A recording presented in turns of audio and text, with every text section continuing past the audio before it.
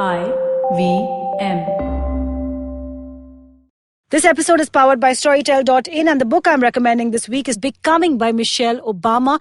Now, I don't know about you guys, but I love reading memoirs and autobiographies, and this book is sort of broken up into a three-part way of looking at Michelle Obama's life. So there's Becoming Me, which is about her childhood, which is about her education, her family background. Then there is Becoming Us, which is about the time when she met Barack Obama. And I know that this is sort of the juiciest part of the book, but actually Becoming More, which is about her time in the White House and about becoming the First Lady of the United States. This is actually the most interesting part of the book, at least for me. It's a riveting read. It's broken many, many records of book sales in the US. And trust me, once you start reading, you really can't put it down, despite the fact that I actually bought it in hardcover and the book was really heavy. I still found myself reading it late into the night. So go check this book out on Storytel.com and use the link Storytel.com/IVM podcast to get a 30-day trial as opposed to a 14-day trial. You've tuned into a show called Mr. and Mrs. Binge-Watch, and you were expecting a spoiler-free episode. So there are many, many spoilers on this episode. Kripya ध्यान दीजिए. All right, we are back with a new episode of Mr. and Mrs. Binge-Watch, and this time we are going to be talking about a show Janice and I have just finished binge-watching last night. It is the latest brand new season of The Crown, which just finished its third season. And Janice, what did you think about it? Dun, dun, dun, dun, dun. I feel like I should have done like one little thing in the background for your introduction. Or you could just speak in a British accent throughout the episode. I know you do that all the time. No, you know what's going on? Why must I be the only one having to deal with that shit? No, that's not British actually. The Peaky Blinders accent, which I'm not going to do right now. Yeah, I do not want to be mocked for the rest. So every time Janice and I are watching a new show, she somehow wants to speak in the accent of the language that the show is in. This happens after Big Boss also, where I suddenly start talking like the housemates. Shukla. Janice, see, we did one episode where we spoke about the fact that we confessed that we watch Big Boss. We are never mentioning it again in our lives. Okay, Bubbykins, can we get on with the episode now? There you go again. Yes, Bubbykins. You're going to end up offending the Queen, the royal family. Yeah, all of whom I'm sure are listening into Mr. and Mrs. They will tune into Binge-Watch. this one. The day that happens now, bro, I mean, please. There are lots of sarcastic jokes coming up, but all of them at IVM's cost. Resisting. But here's what I want to ask you. Because you just got me thinking, do you think the Queen Elizabeth II goes online after every season airs and reads all the reviews out there about the show? I'm shocked you're asking me this question because there have been like literally only like tens of thousands articles done about this. About what? Where it has been confirmed that the royal family does indeed watch and keep abreast with what's happening on the Crown. Actually, see, here's the difference. You read headlines, I read articles. Hey, reality is that Prince Edward and his family are big fans of the Crown. No. Queen Elizabeth II wants nothing to do with it. 1 second. Queen Elizabeth, hold on. She watched the early episodes and she felt like it was too dramatic and not to her taste. Here's my question. And she never followed after that. Here's my question. Okay, if Queen Elizabeth was not following what's on the Crown, why would she give Olivia Coleman like one of her That's news. No. But she also invited Helen Mirren over after the movie that Helen Mirren did where she played maybe she enjoyed it. Yeah, she did like That's that what film. I'm saying, So I'm talking about the movie. You are talking about two different things. I am saying that the movie when it came out where Helen Mirren played Elizabeth II, Elizabeth invited her over to Windsor Castle for a meal because she was so in love with that performance. Although I believe, I think Helen Mirren didn't turn up because she used the fact that she was shooting as an excuse.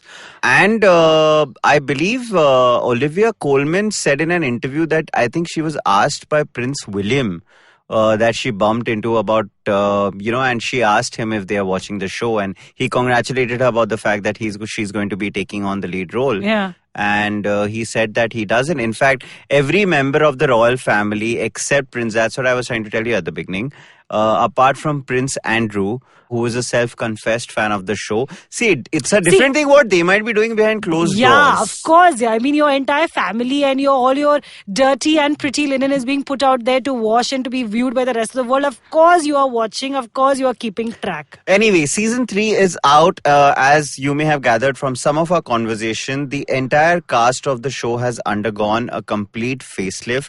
Essentially, the show is designed to be a 6-season sort of show which covers 60 years in the Queen's life starting in 1952.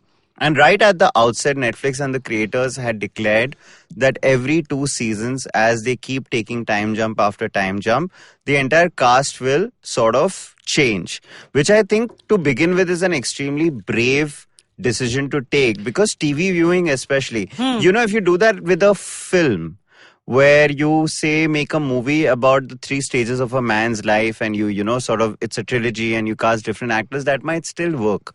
But TV audiences are known to revel in the familiarity of the story that they are watching, because TV is all about continuity. It's all about being in a familiar situation, being around familiar characters, familiar faces. Correct, which is why, of course, Ekta Kapoor for years, I mean, whenever she would take a time leap on Kahani Ghar Ghar Ki or Kyunki Saas Bhi Kabhi Bahu Thi, all of those characters remained as young as they were, except now they had lots of white powder in their hair, yes, terrible makeup. They contemplated that. So Peter Morgan said in an interview that he watched all of Ekta Kapoor's shows and he tried to convince his writers to change their mind. But because that is the right way that Indian audiences are used to we are only used to those kind of time leaps. Okay? So ever since this episode has begun, you have made one Big Boss reference, one Ekta Kapoor reference. Now I'm waiting for a Nagin reference next. Yeah. But no. Anyway.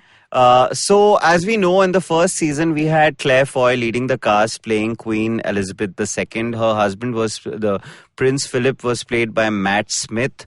And there were a bunch of other characters. John Lithgow, of course, played the Winston Churchill character.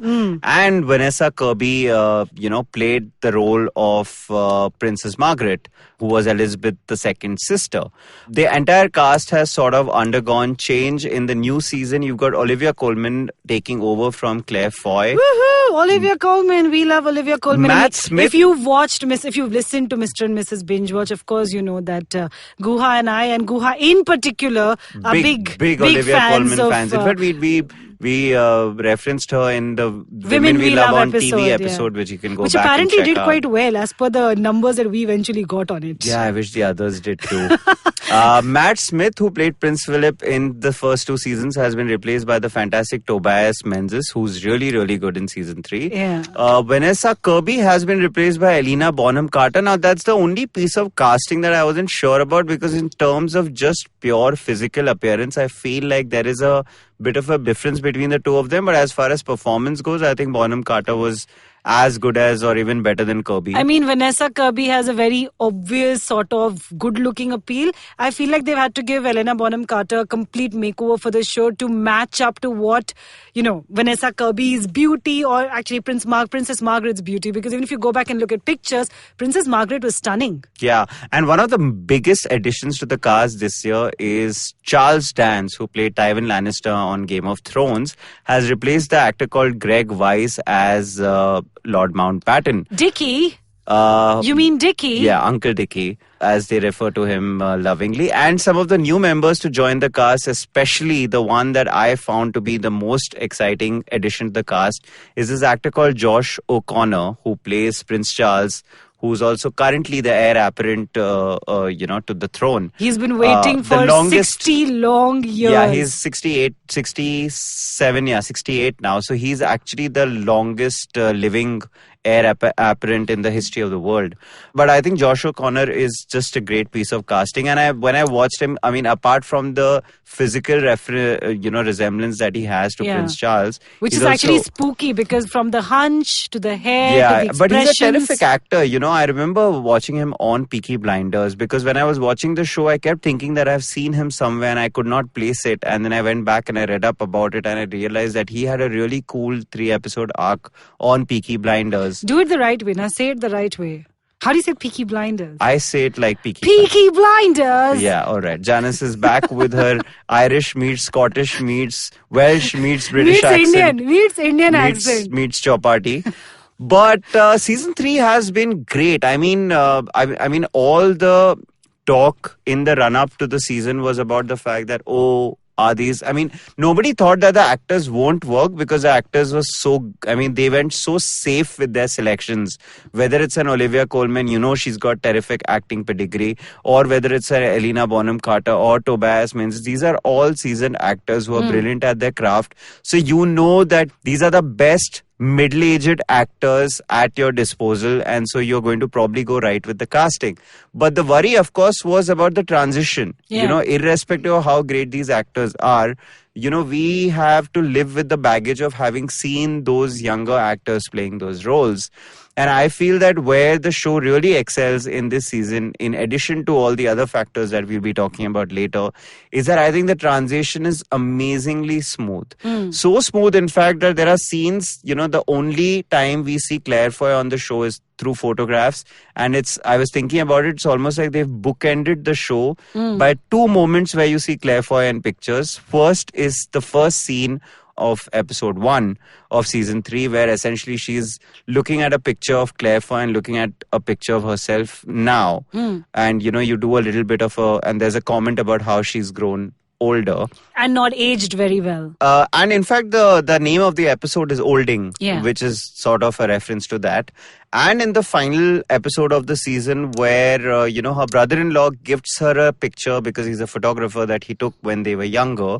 And it's amazing, you know, it's like when that scene came, the one in the finale, I had to remind myself that Claire Foy was part of the show, because it's like, while you're watching season 3, you don't think about it. And when you're reminded of it, you're like, oh, you know, that transition just feels so organic and perfect. Yeah. That it just seems right? And I also feel that even Tobias Menzies, with the makeup that they did on him, and, you know, if you go back and you see pictures of Prince Philip now, Tobias Menzies looks closer to Prince Philip than Matt Smith ever did. But again, Matt Smith also was meant to be like, if you go back and look at Prince Philip's young days photos, Prince Philip was quite dashing himself, which is why Matt Smith probably got cast in the first place. I mean, he always did look a little too handsome. I know what you mean. No, I'm just not like typically no, I'm good not looking. saying good looking or not. I'm saying purely from the resemblance point of view. But let's get into, of course, some of the stories that this season is delving into. First episode, of course, like you said, is about the Queen. Sort of, you know, you're being reintroduced to all the characters. You're being reintroduced to where the British Empire's at, who's the new Prime Minister. They've done a lovely little tribute to Winston Churchill in the first episode itself. Yeah, I mean, yeah. I love that little moment that the Queen goes to visit him when he's on his deathbed, and that moment that they shared. For me, that was the standout moment of episode 1. But in terms of, I mean, they've gone into other things. They've gone into a a miner's tragedy which sort of holds Britain ransom. There is, of course, another tragedy that leads to the death of 100 children. There is, which is called Aberfan, probably one of my favorite episodes this season.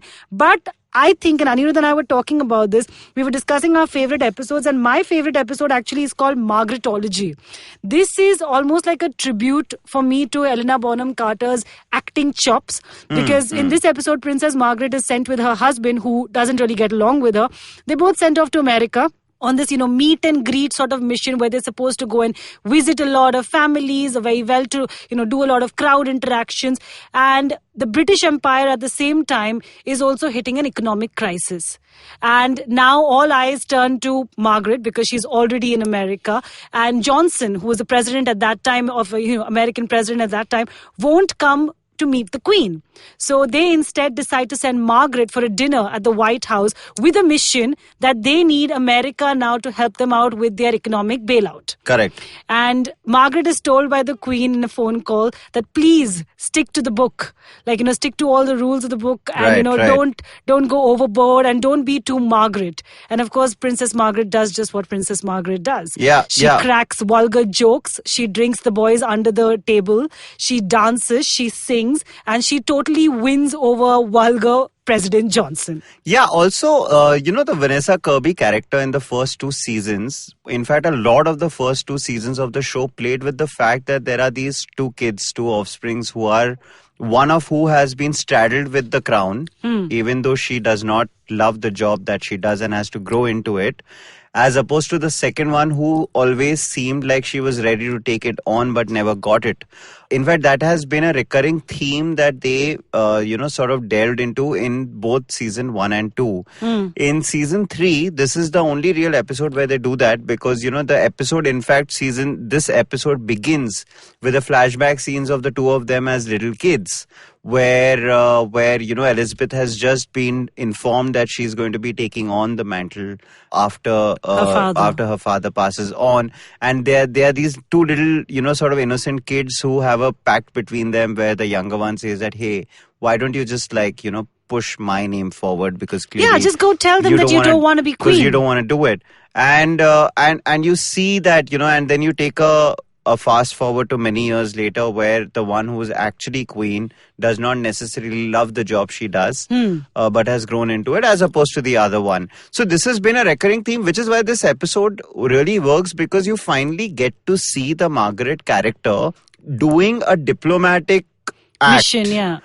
Actually being part, not just being a pretty face, not just being a party girl, actually showing what she's good at, which is that both of them have their strong points, right? Why Elizabeth is resilient and graceful and has this, sort of endearing quality about her. Margaret is a slightly more flamboyant and people pleaser kind of a person. No, she's the wild child. Quite obviously, no, but here I'm saying in this specific yeah. incident, as a person on a diplomatic mission, she can use her charm to get things done, right? Yeah. So they both have very differing personalities, and the reaching point of that show, of that episode, is what is the most crucial one, which is that Margaret, finally having proven her worth, basically makes an offer that she should be involved in the crown's responsibilities a lot more, and that they can divide responsibilities and do things that Elizabeth may not always want to do, which Elizabeth strongly considers before her mother nips it in the bud, telling her that, at the end of the day, you need to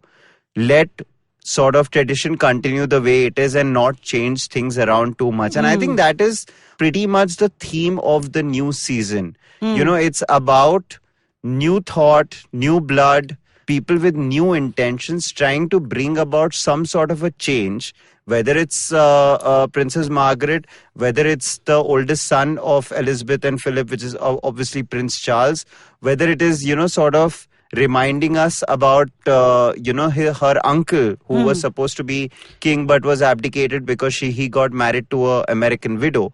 I'm saying that entire struggle of tradition versus modernity, which they only slightly touched upon in the first two seasons. Correct, and I feel like in this season gets bigger importance now, because in terms of the time frame, and because it's in the 70s, and now it's going to get into the 80s and the 90s, the more they get closer to current time, the bigger the debate becomes, right?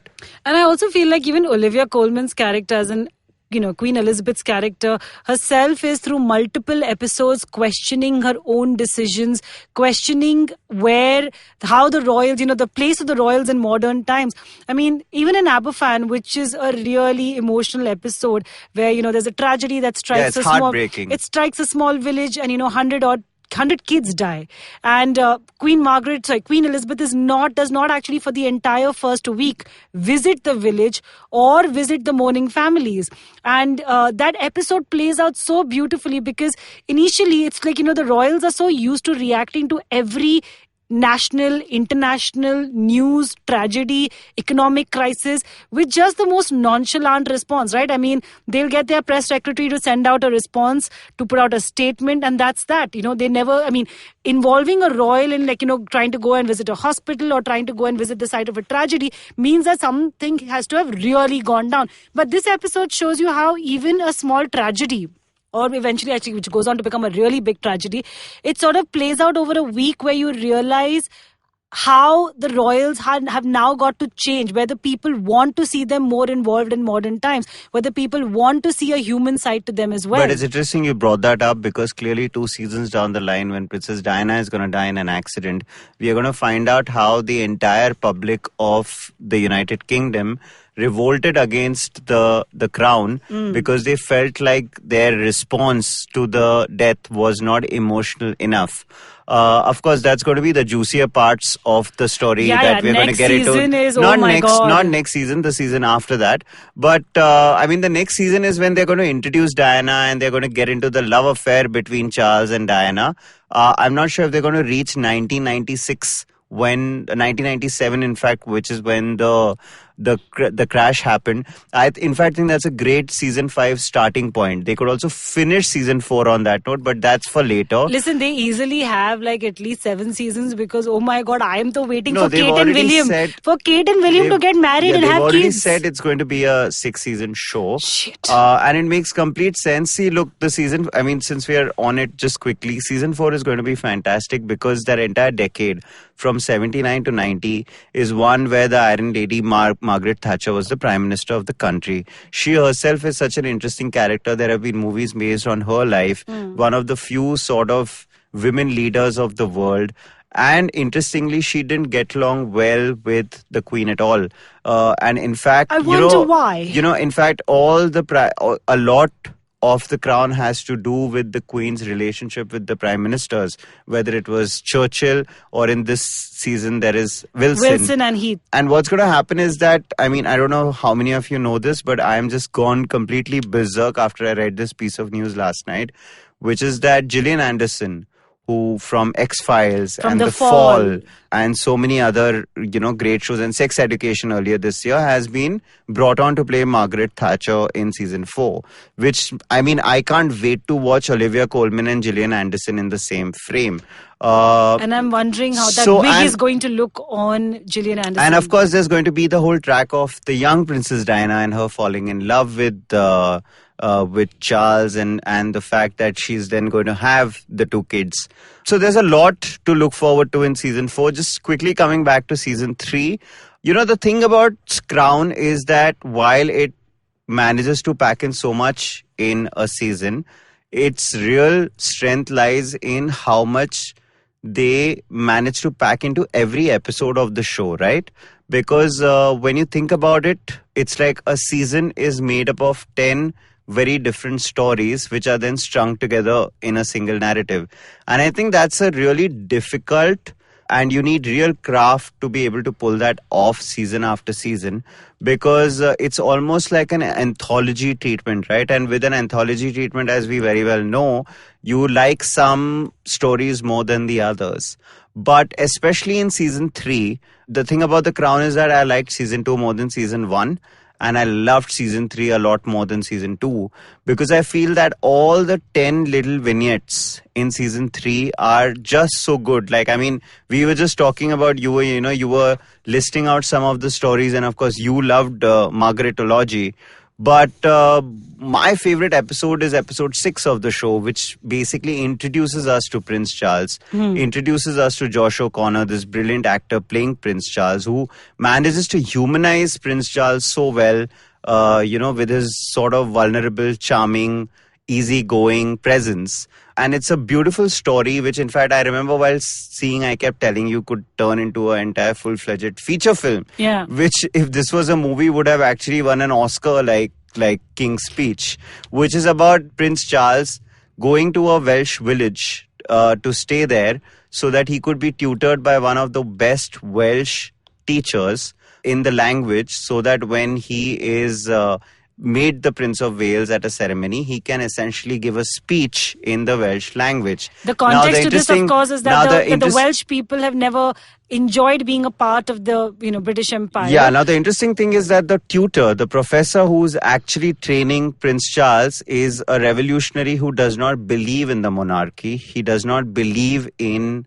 there being royalty at all, and believes, like you said, the fact that the crown does not really care about the Welsh people or their problems, which is such a great sort of an analogy for, say, Kashmir in our country, which is part of the country, but the people there don't really feel like they're part of the country. And it's such a complicated, sort of political space.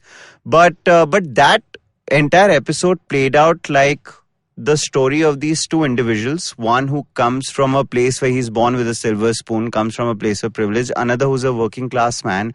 Both of them having very different upbringings, different, sort of ideals, different approaches to life, who are actually at loggerheads with each other because they both don't want to be where they are. Neither is Charles interested in going and living there and learning Welsh. Neither does this guy want to really teach him. But by the end of it, they've both grown from that experience. And I felt like that entire episode had a feature film like start, middle and end, including that rousing speech that he makes in the end, which, just reminded me of the entire King's Speech arc between Colin Firth and Geoffrey Rush so much. In fact, I like the fact that, I kept thinking that they're building up towards this big speech that Prince Charles has to give to the people of Wales.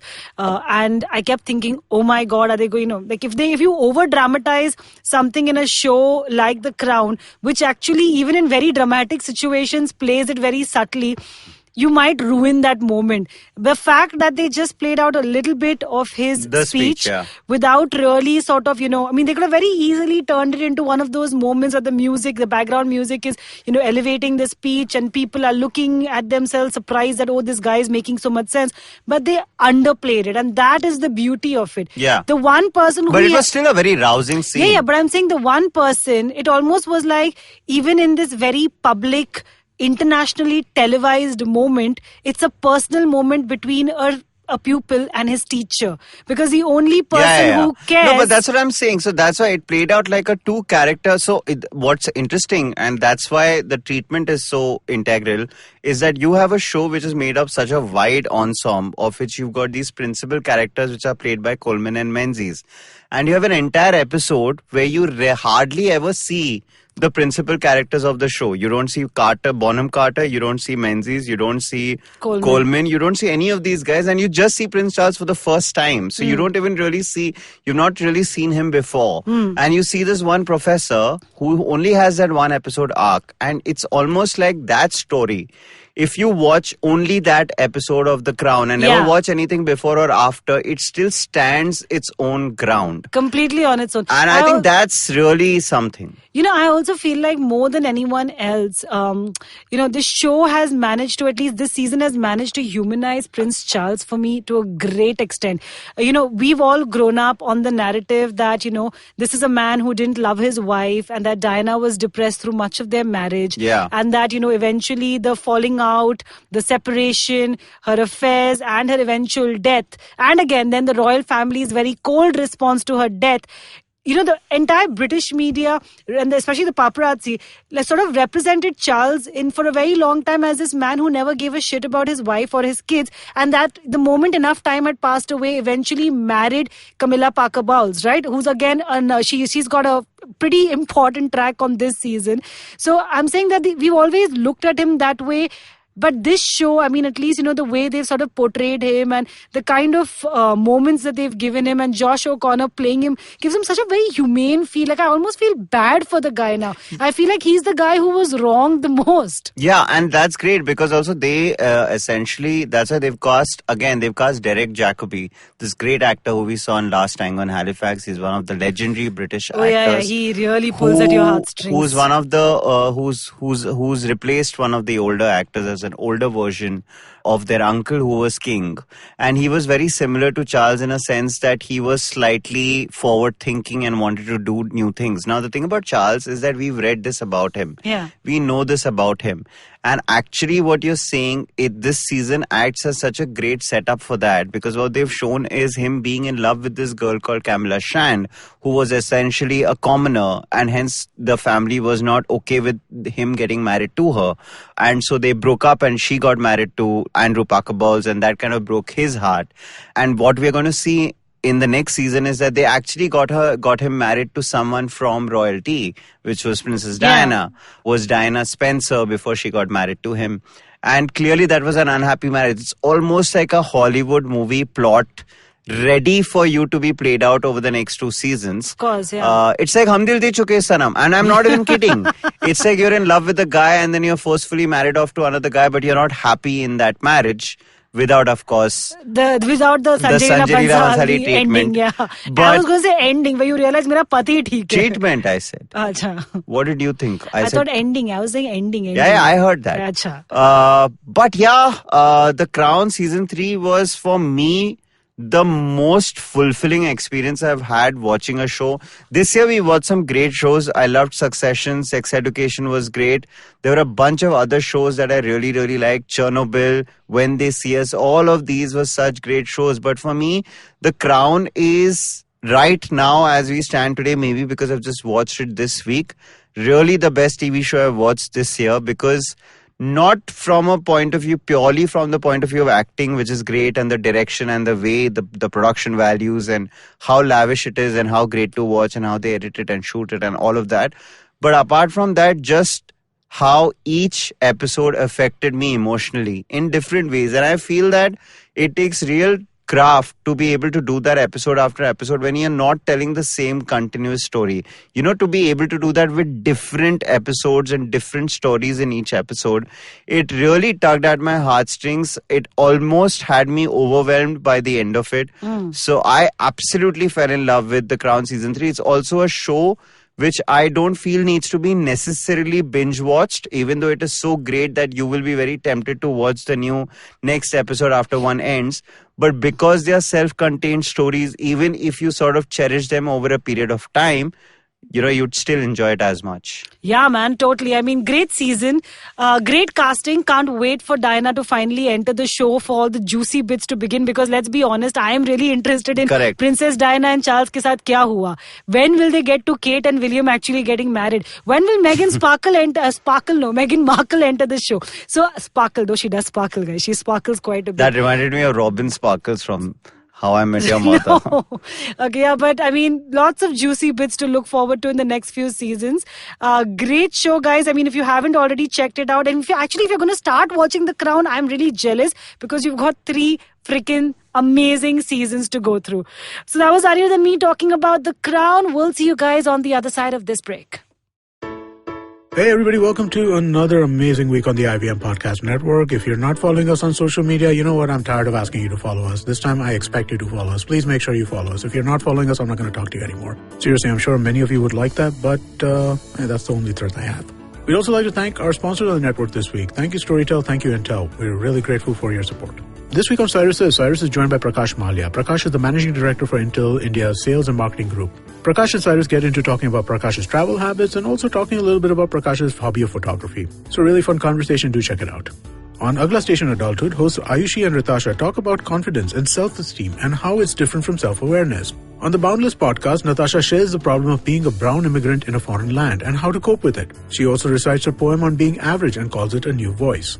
This week on Gaby City, Farhad and Sunetru take us through the deep understanding of being intimate with other people and recreating those spaces. On States of Anarchy, Hamsani is joined by Ameya Nayak to discuss international law and how it measures up in current geopolitics. On Football Shootball, hosts Gaurav, Karthik and Siva talk about Jose Mourinho's shock appointment as the Spurs coach. And of course, the big game last Saturday, Man City versus Chelsea. On The Habit Coach, Ashton talks about voting and acknowledging the choices that we make with a mindful approach. On Pragati Podcast, we have repeat guest Ameya Nayak, who talks to Pawan about refugees, distress, migrants, and movement of people across the world. On Ganatantra this week, Alok and Saryu are joined by Dr. Srinath Raghavan to discuss politics of the armed forces, nationalism, the impact of social media on perceptions of the army, and more.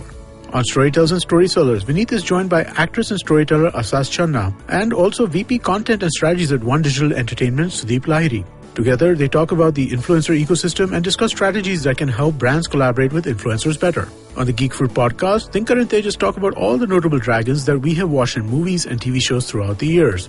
And with that, let's get you on with your show.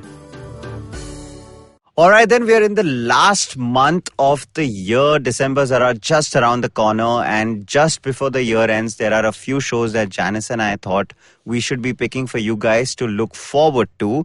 December 6th, guys, you should keep in mind is an extremely crucial date because there are at least 3 really interesting films and TV shows dropping on that day. On Amazon, there is, of course, The Marvelous Mrs. Maisel, a show which Janice and my love for is extremely well documented in some of the other episodes that we've done. We spoke about it in our Emmy specials. We spoke about it in Women We Love. And on the same day, also dropping on Amazon is Inside Edge, the first really big Indian show that launched when, Janice, was it 2016, 2017? 2017. Yeah, it's created by Karan Anshuman. It's got Vivek Oberoi. Who is a former critic now turned writer and director. Right, and there's Vivek Oberoi, Richa Chadda, Angad Bedi, and a host of other actors on Siddhant Chaturvedi. Siddhant Chaturvedi, the Gully Boy who MC was actually launched on the show. MC Sher, who no one knew back in 2017 and is now like the hottest thing on the show. Right. That's kind of interesting, right? I mean, and that's great about TV because, sometimes you're on a season and you're not extremely well known and then you might come back on another season. That's a problem they had to deal with Chris Pratt on Parks and Recreation. Also on December 6th is the brilliant, amazing, I've already decided it's the best film of the year because I've just read nothing but amazing reviews of The Marriage Story, which is like one of the best films of the year, which is premiered at a bunch of festivals and critics have been raving about it. It's a film by Noah Baumbach, a director I completely love. Totally loved his film Frances Ha, and it has Scarlett Johansson and Adam Driver in the leads, correct? And they're all up for nominations. I mean, they're all favorites to be nominated at the upcoming Oscars. Another film out in December which has a lot of Oscar buzz going about it is a movie called Two Popes. It's got Anthony Hopkins and Jonathan Pryce on it, and essentially this is a strategy that Netflix has come up with where they're going to essentially be releasing a lot of the films which are going to be Oscar hopefuls in the month of November and December. Of course, The Irishman has already released. Janice and I will probably be watching it this weekend and bringing you an episode about it in future. And the final show that we wanted to recommend that comes out in the month of December is a show that Janice and I completely fell in love with in its first season. It's coming out on December 26th. This is the second season of You, which has Penn Badgley, Gossip Girl fans unite! Right, and so Penn Badgley is back with You. It's coming out on 26th, so it's the ideal sort of show to binge watch on your Christmas and New Year weekend. All of you guys who are going to send us tweets or comments saying how could you like You? You is about a stalker. He's very creepy. What is wrong with you? You is not stuff. Oh, we'll be discussing all of that when we do an episode about it. I remember telling a few girlfriends that I really, really enjoyed You and I couldn't stop watching it, and they were like, oh, it was so problematic and what kind of a culture does it encourage? And I'm just like, guys, we cannot be looking at every piece of content like this. Yeah, ऐसे तो कुछ नहीं अच्छा लगेगा हमको. Right. So this is our conversation that you and I are going to have in detail after we watch the second season of You. Although only we can have if we like the second season of You. I mean, if we don't like it, we can still talk about how much we loved season 1. We'll come and we'll piss on it. And anyway, it's Penn Badgley. Yeah, so essentially the year's coming to a close. These are some of the things to look forward to. And if you like this podcast, don't forget to listen to other podcasts on the IVM network. You can listen to them on ivmpodcast.com or wherever it is that you get your podcast stash from. And of course, if you want to follow us on social media, well, we are IVM Podcast on Twitter and Instagram. If you want to send feedback and comments to Ani and me, because you know what? In future weeks, we're going to start responding to some of your feedback. Well, catch us on Twitter. I'm at JaniceSec85. Aniruddha is at Aniguha. And we're the same on Instagram also. Okay, you know this by now. You listen to the show every week, you know this. Yeah, if you've hung around till this last minute of the show, 27th episode तुमने सुन लिया, तो like you know this, okay? Alright, thank you guys for listening. We'll be back next week. Same time, same place. Same time is irrelevant, but same place. IVM Podcast. British accent में अलविदा. British accent में अलविदा. मैंने normal accent में बोला, तू बोलना. दिल से क्या चोमूल हो गया. ब्रिटिश तो तू है ना. Alright, then goodbye. It is time for tea. Bye.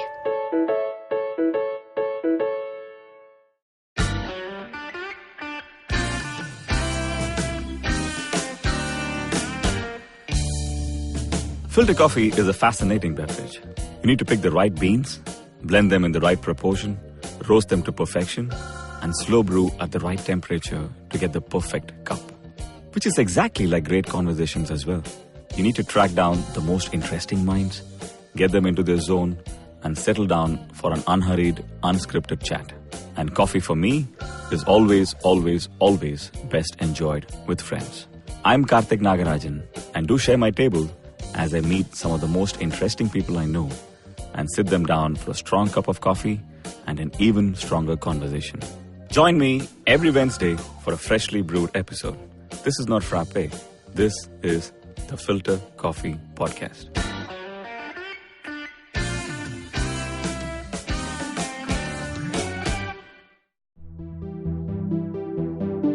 Hello, everyone. Welcome to Tech Careers in the New podcast series presented by Accenture. And I'm your host, Shiladitya Mukhopadhyay.